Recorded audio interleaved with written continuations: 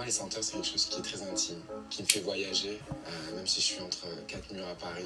Les senteurs, c'est des souvenirs qui s'inscrivent en moi, qui me permettent de me rappeler d'où je viens et de me rappeler des moments que je ne veux jamais oublier. Ma vie est faite d'odeurs. Je peux encore me rappeler des crayons de couleur que j'avais à la rentrée des classes, le parfum du placard de mes grands-parents. C'est des mix de senteurs qui me rappellent mon enfance, un peu comme la Madeleine de Proust, on peut dire. Vous savez, je suis quelqu'un qui est dans une mouvance constante, mais dans un monde où la pression est plus forte que jamais, on a besoin aussi de sérénité, un moment de pause.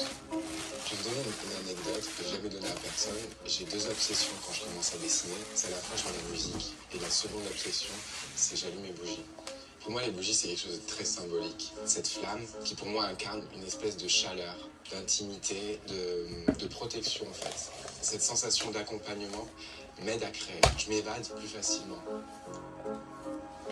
Le parfum de cette bougie a été un réel travail de réflexion pour comprendre qu'est-ce que nous voulons amener ensemble, Trudon et Balmain. Et c'est vrai que Balmain, c'est synonyme de féminité, de glamour, d'audace. Donc nous avons voulu reprendre cette senteur forte d'Ernesto, mais avec ce sentiment aussi de féminité qui est propre à Balmain. Je pense que c'est pas un secret pour vous que je suis un amoureux de la France et de ses traditions et ses valeurs.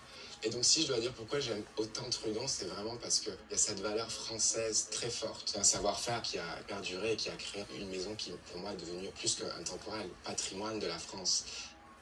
L'histoire joue un rôle toujours important dans la création parce que c'est l'histoire qui nous forge, quelle que soit l'histoire. Et de manière personnelle, en étant un garçon adopté, j'ai toujours eu besoin de comprendre mon histoire pour me forger. Et c'est très difficile de comprendre qui on est sans avoir ses racines.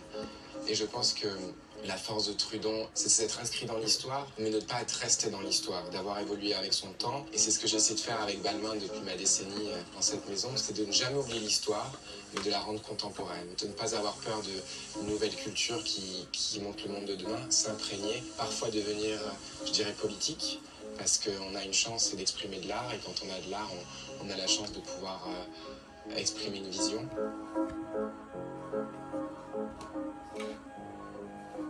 Donc oui, peut-être que parfois, on me voit comme, je ne sais pas si je dirais un militant, je ne sais pas si je dirais un révolutionnaire, je ne sais pas si je dirais quelqu'un de spirituel qui amène sa vision, mais je dirais qu'en effet, j'ai une vision et je me battrai jusqu'au bout pour exprimer.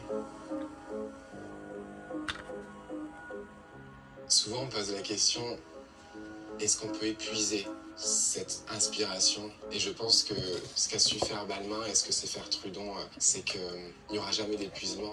Cette lumière sera toujours là pour nous inspirer.